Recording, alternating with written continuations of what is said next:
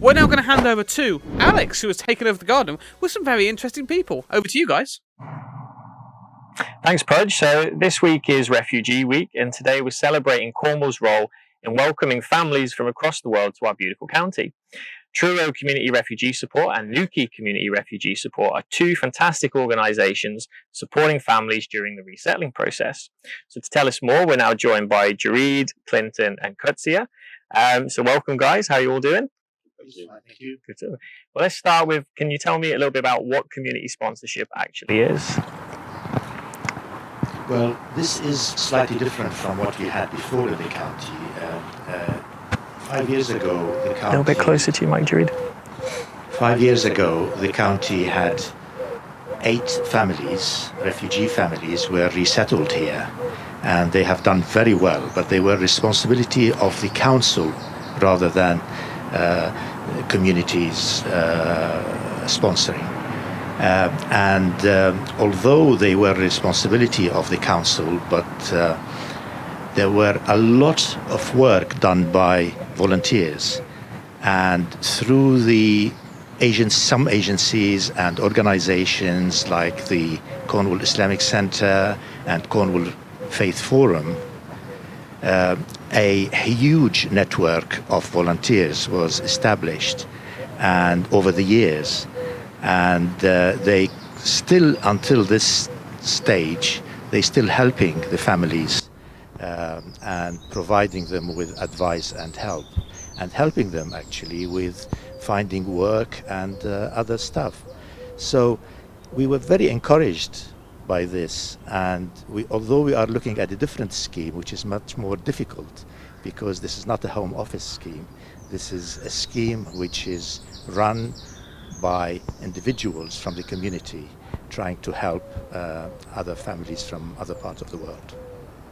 What would you say are the advantages then of doing that community thing as opposed to the council running it? You're right.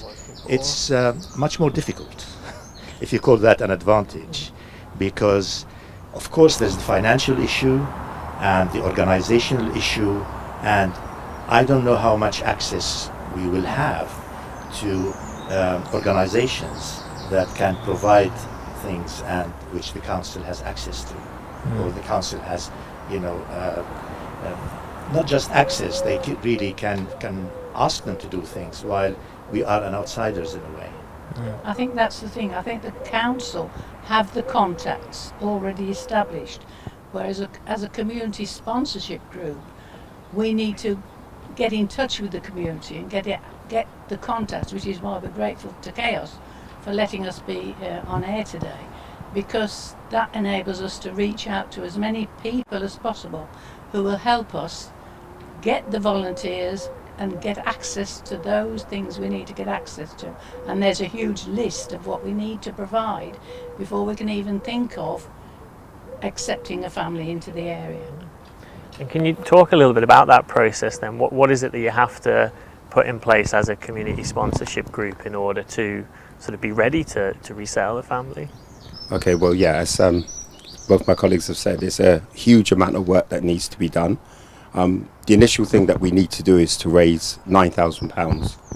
And just going back a bit, I think the good thing where we're not necessarily getting council help is that when we reach out into the community, we're not saying that we're taking a home from necessarily someone who's living in Cornwall who's desperate for it. So it's all pretty much self-funded.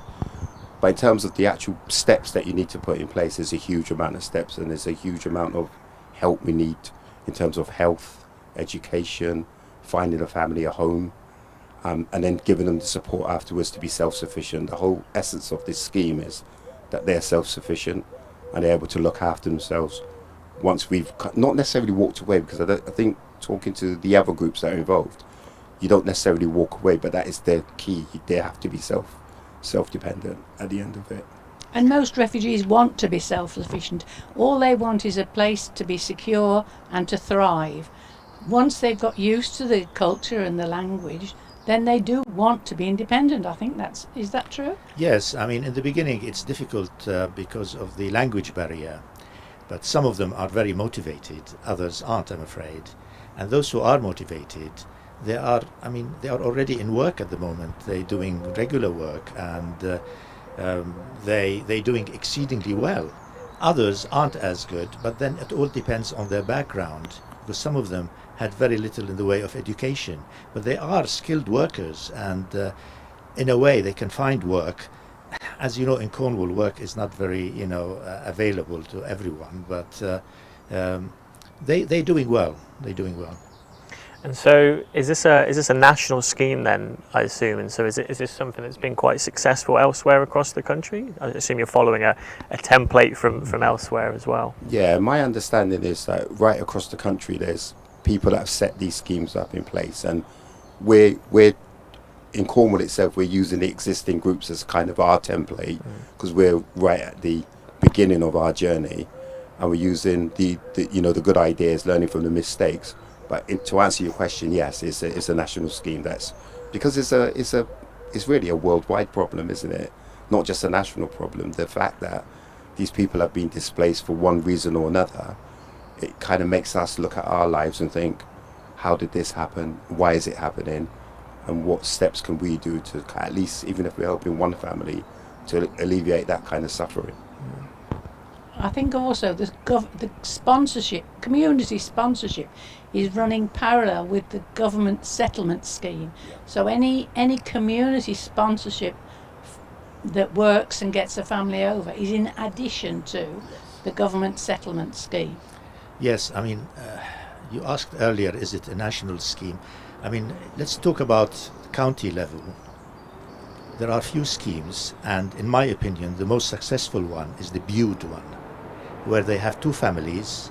They've been there about 5 years, and I understand that even a long time ago, I think more than 10 years ago, 20 years ago, they had a Vietnamese family as well.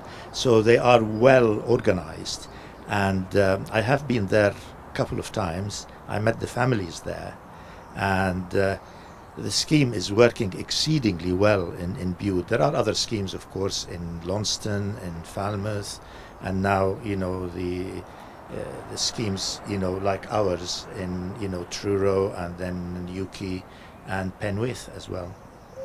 And what was it that then triggered we're going to start a community sponsorship group in Truro? So I've been spending a bit of time with the Falmouth group over the last few months, and a heck of a lot of work goes into being ready. It's a huge task to take on. So what was it that made you go, yeah, we're going to do this? So for us, after the 2019 election, I think we were all kind of a bit, not to become too political, but we was all disillusioned with the result. So Diana Miners, who is the kind of, if you want to call it, the founder of this project, she was like, what, we can have an impact at a community level rather than trying to change things necessarily at a national level.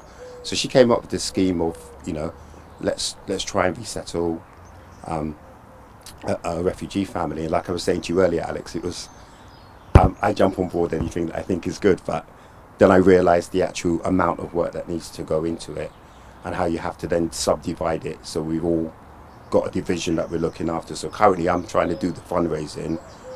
Di is the project manager. We've got other people on board, but I think the main reason that we got involved was, it's just that need to feel that you're doing something to help someone. I kind of feel like we're quite lucky in this country because we have access to most things that we need. The NHS, if I became unemployed, there is a scheme like the universal credit, good or bad, is still there to help out. And these people are, for one reason or another, are coming over with not a lot. And if we could do something, even if we're just helping one family, I think as a human being, that's just your duty to want to do that. I think in the Newquay group, what started the motivation was seeing the desperation of the families on the television. There's quite an active group as well from Newquay who go regularly to Calais and see the result of the other systems people try to use to access a better life for themselves. And so I think seeing the risks and the danger people are willing to go through to get a better life, which we take for granted here in Cornwall. We have peace and security and education and health, and we see people taking such risks that the Newquay group wanted to see what they could do. And then when they understood about the community sponsorship scheme, they felt, well, this is something we can do in a practical way to help those people who are taking tremendous risks, or living with risk daily. I just want to add to that as well, because I think there has to be a clear distinction between refugees and asylum seekers. And I think for us, it was trying to get the message out that the people that we're trying to help have refugee status.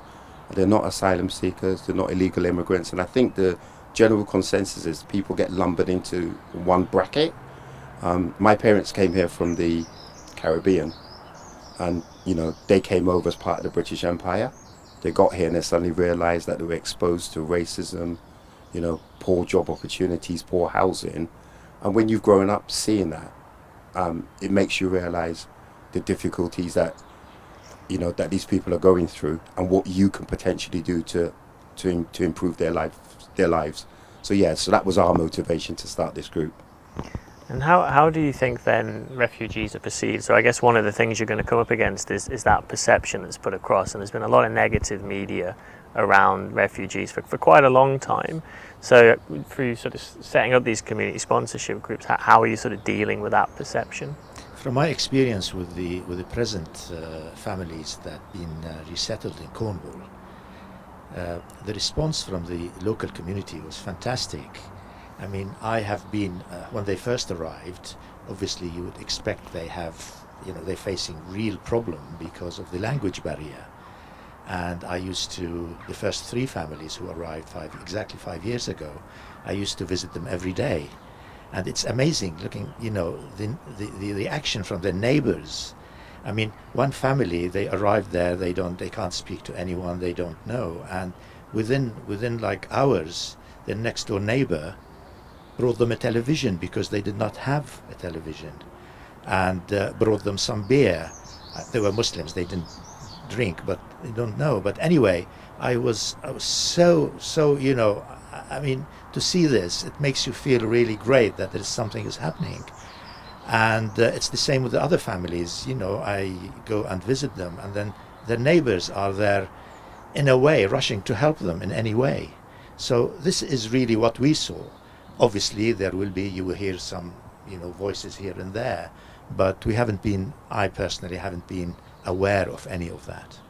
And I think that's a general experience. People want to be kind and want to help if they understand that help is needed. Perhaps the British are a bit reticent to push in, but if they know help is needed, they're ready there straight away. And just to add as well, I think the only way that we move forward as a society is by integration. You get very comfortable in your own circle of friends and your own people that you identify with. But actually, from my experience of growing up, when you integrate with other groups, you have a bigger understanding of the cultures that they can bring. They can enrich your life with, their language. They're trying to learn your language, their food. There's so many things that you can get out of this experience. And as I say, if predominantly it's self-funded, you've kind of closed the door to one objection anyway, because you've done all the background work to get them here anyway. So it's the key is just integration. As a society, we need to learn to mix, and this helps. Absolutely helps. I think that's a really important point, Clinton, because when I was talking to the Falmouth group, one of the really amazing things they were talking about was because they do that sort of legwork beforehand, and they explain to the community what's going on and sort of get them ready almost for the family's arrival, so that the community then almost feels ready to receive people. And then I think sometimes when things just kind of get plonked in and sort of pushed on people, that you get that immediate negative response. But this sort of way of going about it seems to really bring the community along with the program. So are you sort of seeing that as you're sort of developing what you're doing? Yes, absolutely. I mean, obviously, the current scheme, the scheme we're talking about, is slightly different, because before that, the council has the duty to find houses, to find, to organize all the services.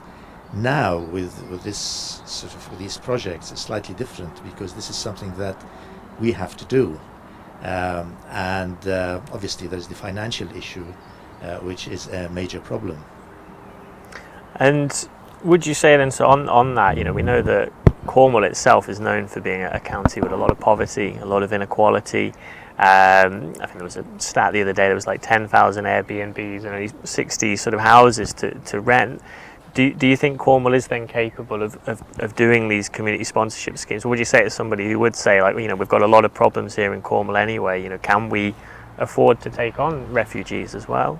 I think if you show, I think, genuinely people are generous anyway, and the British are renowned for being generous. The objections that we initially put up to anything, any change, is always difficult because nobody likes change. But actually, I think once people realise that, these people will enrich the community because they come with the sole purpose to work and to integrate. You're going to get the odd case, of course, but then we've got numerous issues here with people that were born and bred in this country who don't want to work. So I think once people realise that it's an enrichment process that you're trying to get them on that journey, yeah, they will do. Penrith did a walk, I believe, and they raised a run, and they raised £7,000. So people will contribute. They definitely will contribute. I think it's just getting a clear message of what you're trying to do, and as you alluded to earlier, if you're taking those steps to allow people, and because it's a community project and you're involving members of the community, in our particular group we've got doctors, we've got accountants that want to come on board, we've got ordinary people that want to come on board, we've got a range of all walks of life, teachers, etc., who are all part of that community. So as long as you're including the community, I think people understand what you're trying to do, and I think that's the main message that you need to get out today is, an understanding of what it is we're trying to do. And I think one of the big problems in Cornwall for everyone is housing. Yes. Now, as you said, we all know there's hundreds and thousands of houses that are used for holidaymakers that are empty a lot of the year. And at the same time, local people can't get a place to rent without extreme difficulty. Houses are selling pretty rapidly, but who they're selling to, we don't know.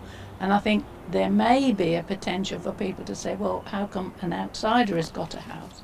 But I think that's why we need the wide network to find those odd properties that are there. There are houses available in Cornwall, and it just needs one generous-hearted person to say, okay, for a couple of years I'm going to give up my house as a holiday home and give it to a permanent person who's been given refugee status.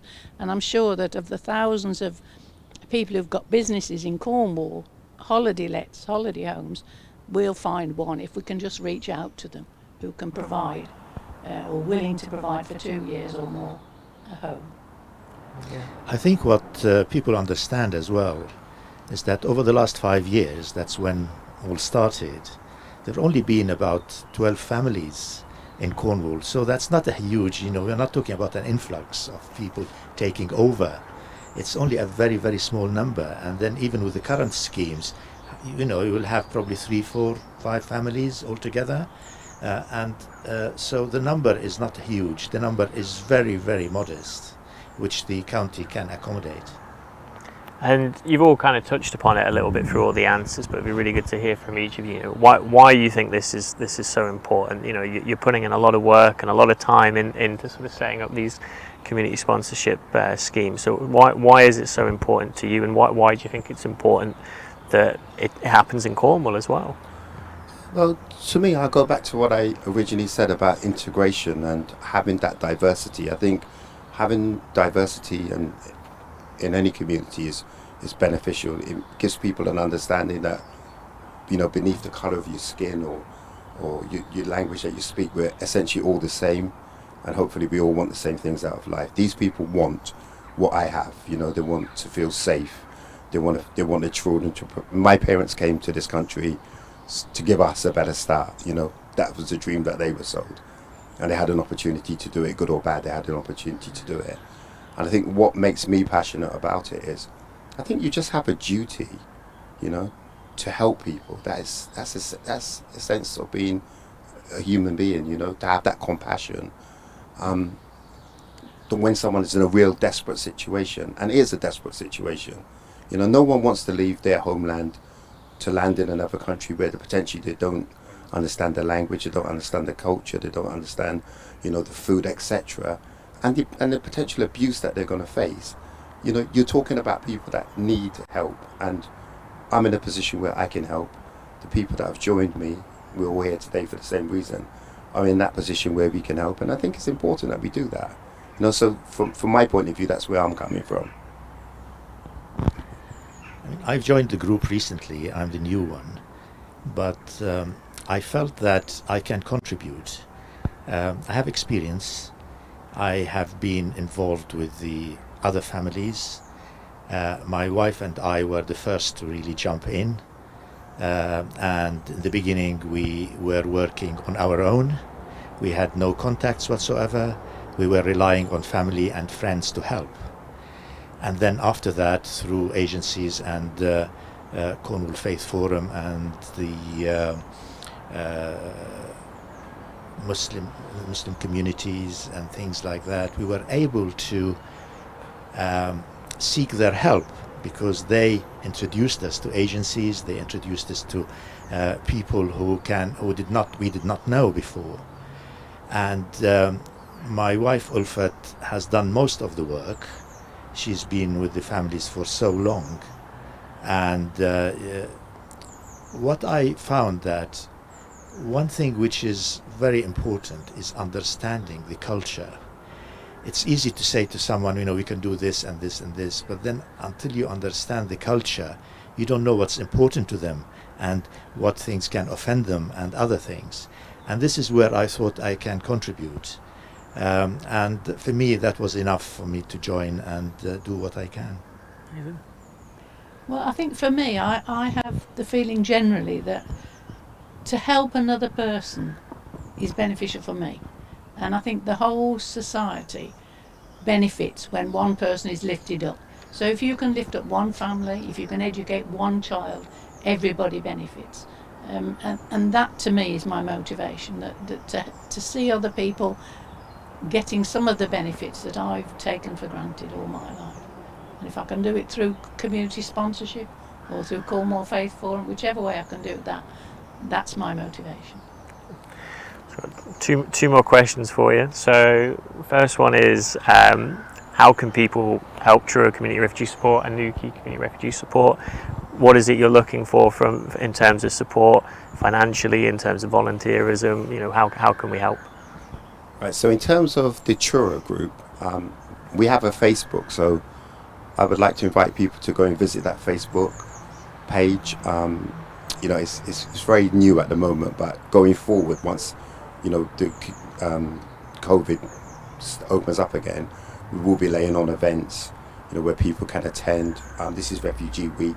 We've had one event cancelled, unfortunately, but going forward, we will have events on there. So I implore people to go onto our Facebook page, which is Truro Community Refugee Support, and you'll find it under the community page. Visit that page, see what's going on and where you can contribute. Please, come and help us. And I've been told to say this, so I won't get killed. That we definitely need people to come and volunteer, especially in housing and for social media, because that's the two areas that we don't have. So if there's anyone out there with the expertise to help this group, please get in touch. We more than welcome your support. I think Clinton covered most of the important things, really. Thank you, Katya. Yes, I think so. Newquay Refugee Support Group, we just need to let people know we exist, what our aims are, and obviously social media, Twitter and Facebook are excellent ways to get information out if people look at them. But the other thing is, the most important need is going to be for everyone, I think, to find that house. If we can just find the people who have access or knowledge about housing without depriving anybody else, if we can just find that one house where we can have a family, that is the biggest first step. The rest of it we can work on after that. Fantastic. Sorry, Alice, just one other thing before I forget. Sorry. Also, during the month of July and August, inspired by the Penrith Run, we're now going to ask people to walk, or any activity they do, walking, running, to record that and to send it to us, because the aim is that we want to cover the distance from Truro to Damascus, which is about 4,900 kilometers. So we're going to try and achieve that. I'll probably do the 900. But we're going to try and achieve that during the months of July and August. So Diza asked me to tell, to just request anyone, any activity that you've got, if you've got a Fitbit, just to record your distance and then just send it to us on the Facebook. And we'll try and cover that distance June, July, and August, and hopefully raise some funds as well. For the group and the family. I think we're going to end Refugee Week with walks as well. Yeah. So Newquay Refugee Group are going to walk on Sunday, hopefully from Trans Gardens down the Gannel, if the tide is out, and just to raise awareness with our T-shirts and our leaflets to let people know we exist. And I think Truro Group are walking as well. Yeah, we're doing one on Sunday, 10:30, at Boscawen Park. So yeah, that'd be, like you said, in coincide with their walk as well. Amazing. And if I could, as a last thing from each of you, if you could give me just a short, it's World Refugee Day and Refugee Week. So what would be your message to people today about that? We are here. We're starting the work. Well, not me personally. Clinton has done most of the work. But we need help. Anything you can help with will be very much appreciated. And we've been talking about what we need here and there, but there are so much more actually, and anyone can help. And without volunteers, none of this would have worked. Yeah, I'll just second that, to be honest with you. That's exactly what we need. We need volunteers, we need help. We can only really do this as a group, so it doesn't matter how small it is. If you can just contribute something to help this group and help a family, I really appreciate that. So yeah, I'll just second what you said, really, absolutely. And I think I'd like to remind the people of Cornwall that it isn't all that long ago that Cornwall was in a desperate state, and people emigrated from Cornwall all over the world because they were in need. And other parts of the world welcomed them, and they made successful lives there, and still there are Cornwall societies all over the world because not too long ago Cornwall were the people in need, and now we're in a fortunate position that we can help others. So I feel it's a pleasure to do it. Cool. Well, thank you very much, guys. It's been really great to chat to you about it. So we have Truro Community Refugee Support and Newquay Community Refugee Support. Do check them out online. If you can give time, if you can give money, whatever it is a really fantastic scheme to get involved in. I think anything we can do to support the refugee community is a good cause. So I think we're going to go back to Pat and Budge in the studio. So thanks for listening to this interview, and over to you, Pat and Budge. Lovely job. That's absolutely brilliant. Thank you very much to all of you out there. Brilliant interview. Brilliant people. Great cause to get involved with as well.